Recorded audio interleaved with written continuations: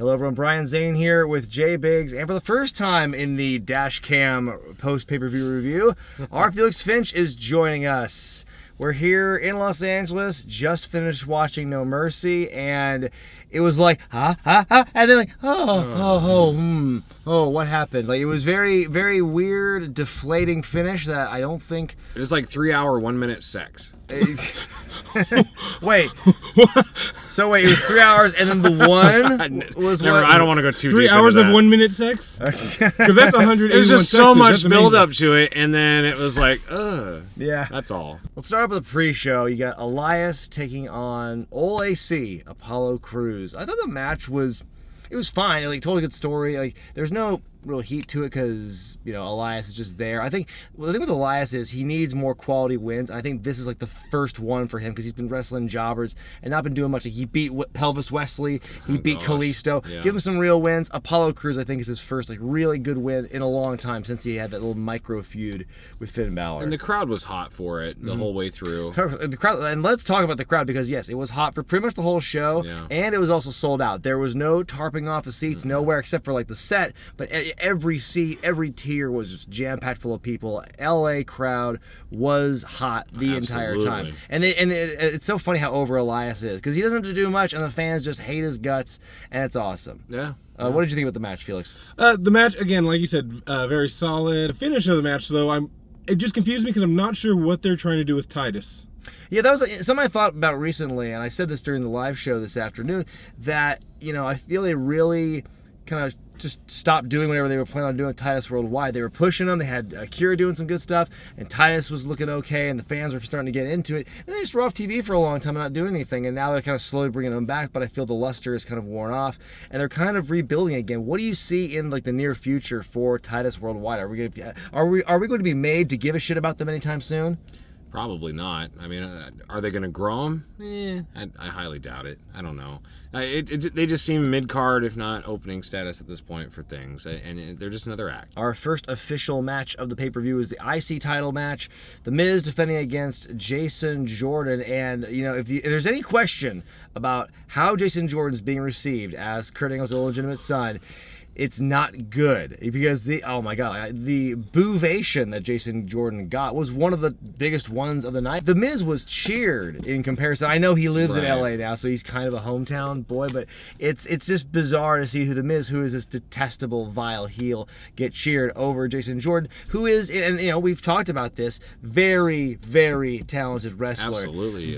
And they're finally giving him some character, but it's just, I think people just didn't really want Jason to be like, because now there's this burden of being in this. It's the angle thing. If they had literally just found a way to make him Jason Jordan without the whole Kurt Angle thing and put him over on Raw somehow, because look at Chad Gable's getting over just fine on SmackDown. When you see him, he's over. Right. Where do you think the thing with Jason Jordan's going to go?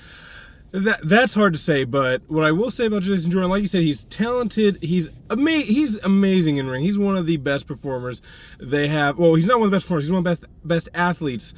Important distinction. The problem is somehow he has the look, he has the skill, he does not have the charisma. Not yet. And they need to. This is one of the things where I wish managers were back, because in the old days, someone like that, you would stick with a manager. The manager would be in charge of getting them over outside of the ring. Do you think it would behoove him, or it would hurt him more to have like Kurt accompany him to the ring? Like, that's my son. Woo! I don't know. Do you think it helps or hurts? Kurt probably would have been a lot like The Rock was at the Royal Rumble when he was holding up Roman's hand. Oh, like doesn't help? Yeah, right. Like it probably might have been one of those rare occasions where it didn't matter how long we hadn't seen Angle, and this was just something shoved down people's throats and they don't like it. It was man versus man as Finn Balor, sans face paint, sans demon paint, took on Bray Wyatt. And I will say, this match definitely exceeded my expectations.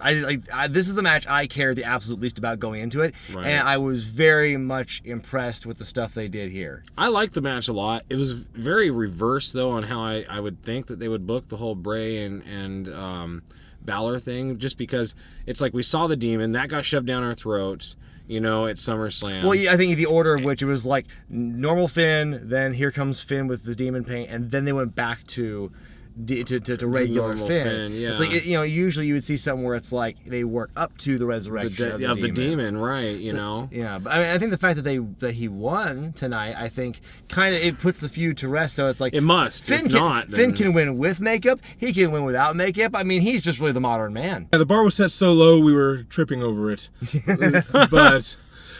But the opening of the match like took out a lot of steam for me. Like they had to build back my interest because like they like pulled this injury. Right. Well, yeah, they had the thing where like, oh yeah, Bray jumped him before the match officially began, right, and then you know Finn was like walking off, and then Bray goads him back into the ring. But I did like that, you know, the dramatic like taking off the jacket, and the fans like they're going crazy for it. So he's back in there in the fight. So that told a good story. I thought it was. I was kind of thinking, oh my god, they're gonna like try and nix the match or some bullshit. I would have rather had Bray run down and attack him while he was being pulled out, and have him just somehow fight back and decide to wrestle, instead of the whole, oh, help me down to the end of the aisle, and then I'll look back and take my jacket off dramatically and walk down. The Raw Tag Team Championships were on the line as Ambrose and Rollins defended against Toothless Joe Cesaro and Sheamus.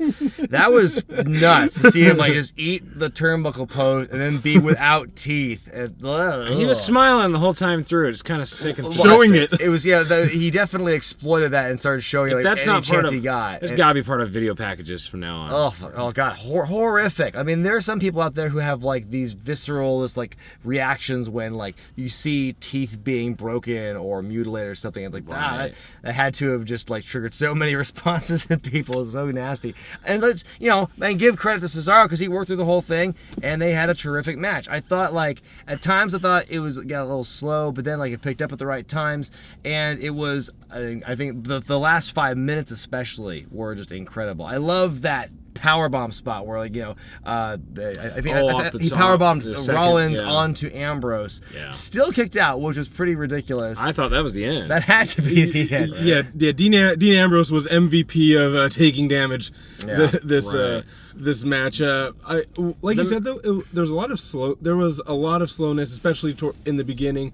At points where I thought they actually lost the crowd for a little bit. A little bit, yeah. I got to give kudos just real quick to the tag team division, both Raw and SmackDown, because both of the last pay-per-views we have seen tag team matches that have a well over expectation of what we thought they were going to be. And I think some people, I think our opinions might be a little skewed because we were there and because the crowd really helps things. Right. A crowd can make or break a match in general, but the fact that we were there also, I think, might make things. I think we'll look back at this show and give positive thoughts for the most part, but I think the crowd helps for us. We should also mention the match ended, by the way. It ended with Sheamus hitting Cesaro with a brogue kick on accident, and that led to Rollins doing the flying knee, Dean hitting Dirty Deeds for them to retain the championships. So we totally avoided that little detail, so we had that there for you now. But A+ to Sheamus and Cesaro for their performance this match. Everyone. Absolutely. And that's the you mentioned the tag team stuff. I think all the top tag teams across Raw and SmackDown are performing,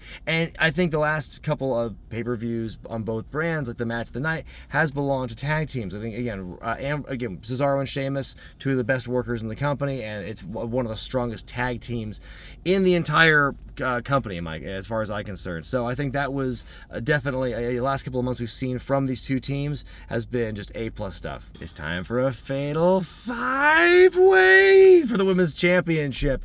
Let's just cut to the end for real quick. We'll go back to some individual spots later, but why bring Bayley back into a match like this for the championship if she's gonna be the one who takes the fall and Alexa just pins her?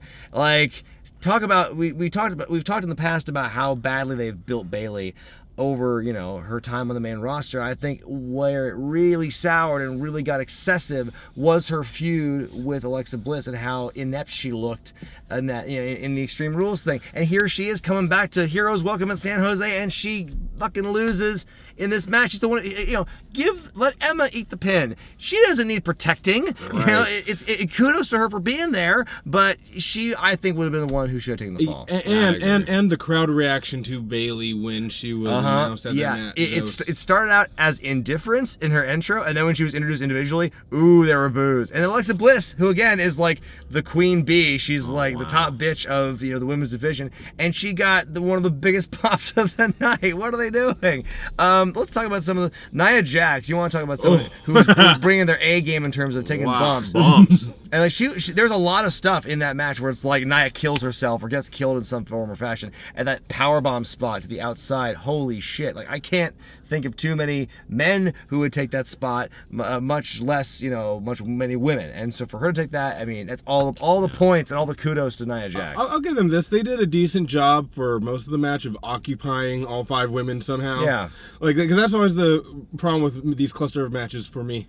Is occupying someone's everybody just left around walking around with their thumb up their ass. Yeah, so to speak. But match itself. What did you think of just like the match and the fact that Alexa retained? Oh, sorry, you didn't watch the match because you were in the concession stand. Right. I was just gonna say. I was using my phone to watch it because you can't speak on it. But did you watch it? Yeah. Okay. I was in there, and the match again. It was solid. This is women's wrestling like we haven't seen it in a while. Mm-hmm. So, but. Again, yeah, like you said with Bayley, they actually teased that Bayley and the Bayley and Sasha heat. They teased the feud, and it was great because there's a point where they're each costing each other the pin against Alexa. It was great. That's a time you have them start fighting on the outside or something. It's right there. It's right there in front of you. And Up next, John Cena versus Roman Reigns, and I knew going. It's one of those things. It's kind of like the Bray Wyatt Finn match where my expectations were low and they exceeded them. I went into this match with high expectations, and I think Cena and Reigns met them. What do you guys say about the match? Gotta always cock the fist. I gotta do it. You know what? I think it was great. The crowd was super hot for this. Chants for days. Dude, it's like I don't know what the crowd wanted. The crowd didn't know what the crowd wanted, but they wanted it bad. Yes, right. They were definitely into it. They could have sat there and played checkers in the middle of the ring. And the fans were all over it. At one point, it was kind of odd that they were asking, weren't the fans chanting for tables during the match? And they got tables. Kind of odd. I forget, was it this match or was it this match they were chanting CM Punk? I'm trying to remember. Yes. Why? Roman Reigns eating a significant amount of attitude adjustments, some from the normal ground, level 1, and then the second rope or the top rope, AA, the one that AJ Styles fell to in the Royal Rumble, the double attitude adjustment that Cena gave him at the end. Reigns still kicks out, and then ultimately he's fell by Roman with the Superman punch, the spear, and Reigns wins clean, which I think a lot of people saw coming, and it's still weird to see it happen. You couldn't have had the passing of the torch any more obvious unless Cena literally grabbed a torch and handed it to Roman. Right. Yes, in Charlottesville though, no torches. Roman's walking up, and right before he goes back to the end of the gorilla position, he looks back and he says, "Respect." Respect. I'm sure that got caught on camera. Okay. I'm sure he was told to say that, and the camera was told to do that. But it was like the whole hustle, loyalty, and respect thing. It was like it was total Cena. Yeah. I don't know. It was the put over for sure. And this goes earlier where we said like there's a difference between a fantastic athlete and a fantastic performer for the company, or even entertainer. Where these two, they met my expectations. This is exactly the match I thought I was going to get. I thought we were going to see a heel turn at the end of this. Yeah, I'm surprised we didn't get that full bore thing. But he is though essentially. He's a heel. He's whatever you want him to be, and really that's how they portray him. And I guess they're not going to change. He gets booed. He's a heel. Cruiserweight Championship, Neville defending against Enzo Amore. I've been looking at my Facebook feed and my Twitter feed since this match happened, and there are definitely some Debbie Downers and some negative Nancys about this match. Some are calling it the death of the Cruiserweight division, that it's completely indignant, and oh my god, what are people thinking? Letting Enzo Amore have the championship. They sound like JBL whenever Ambrose is going for a championship. Can you imagine this man being a champion, Maggle? Like, it's that thing, but the fans are so indignant about it, which I think is so hilarious, because Enzo, he's still over with the crowd, still moves merch, still moves ratings, so why wouldn't you have him be the champion in the end? Was the match amazing? No. If you look at other matches on the card and see how they all turned out, no, this was not the most beautiful match in the world. It wasn't the worst, though. It wasn't the worst. Someone I saw even compare it to, Goldberg and Regal in WCW, which is not the case at all.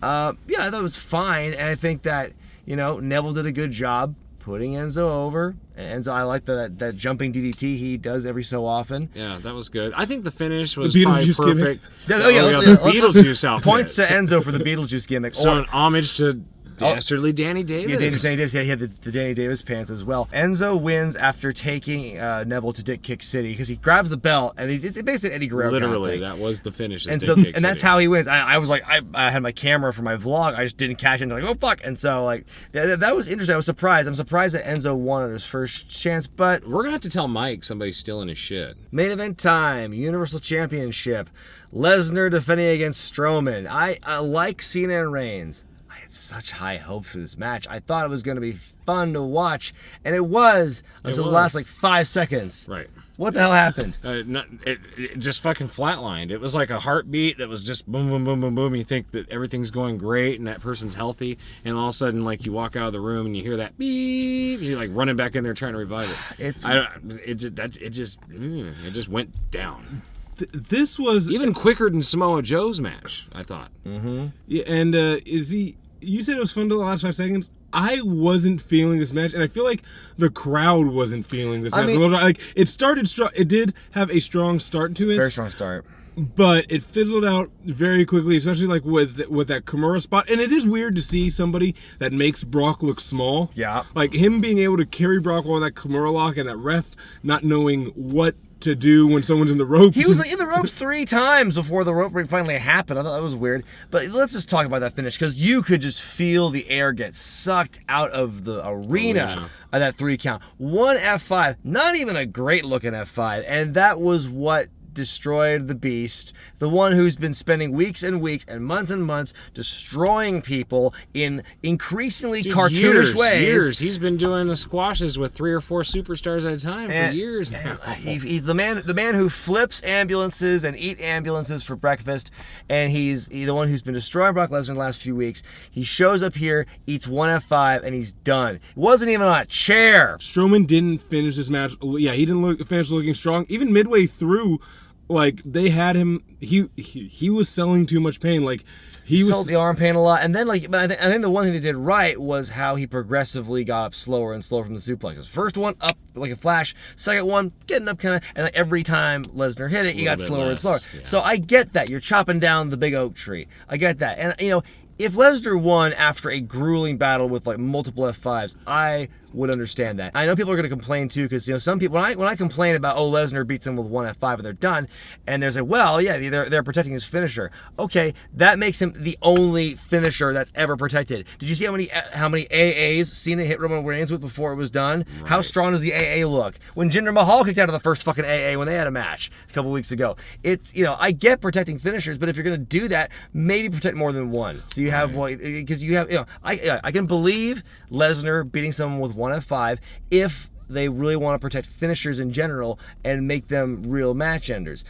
Otherwise, if you wanted to match the style that you're having in your other matches, all of your other matches, then yeah, I'd say put them up 2 or 3 more. And see, what gave it for me was Lesnar's pace throughout this was very slow, but not like methodical slow, and it wasn't even like a cautious slowness. It wasn't even a cautious slowness.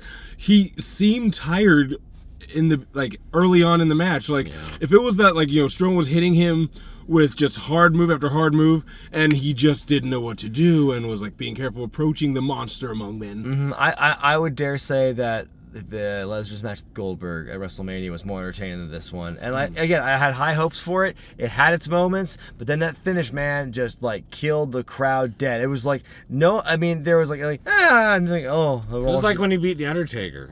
I mean, maybe not that silent. I'm not gonna put it on that level, but I think it was equally surprising. Like yeah, equally surprising, but not in a good way. I think you could still find some redeeming stuff out of that moment of Lesnar beating Taker. This was just weird, and again, totally in my opinion, undoes what they've done with Strowman over the last several months. So final thoughts about this show. Let's just bounce back. Let's each do our own letter grades. I'm gonna give this show a B-.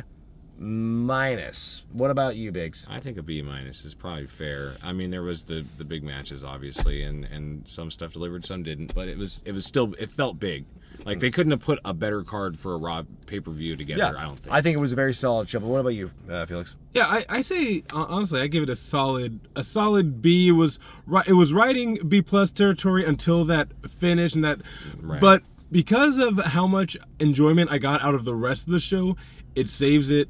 Yeah, I think if you look at just the whole of the show, like, you know, there wasn't really a terrible match. Some people might say Neville and Enzo was a bad match, but I don't agree with them necessarily. And, you know, you can say what you want about Enzo being champion, but he's a draw, so fine. I say he should have the belt. Yeah, I think that, you know, the opening match was a good one for the IC title. That was a strong match. I think Jason looked good, even though the reaction they were trying to get from him didn't match it. I think that the women's title match had its moments. I think the Raw tag title match was great. Cena and Reigns was an awesome match, and you know, again, Enzo and Neville, that's kind of like neither a pro or con in my opinion. And you know, again, Lesnar Strowman, that finish, that totally just deflating, ass grinding halt of a finish that match did. And again, Lesnar's finisher is protected, there's no doubt. But if you're going to protect his, maybe protect some other ones who are there regularly and make them count equally. That's all I'm saying. Well, that's going to do it for our review of No Mercy 2017. Let us know what you thought of the show in the comment section below, and be sure to vote for your letter grade for the show in the gimmick in the upper right hand corner of your screen. For Jay Biggs and for our Felix Finch, I'm Brian Zane, and we will see you next time.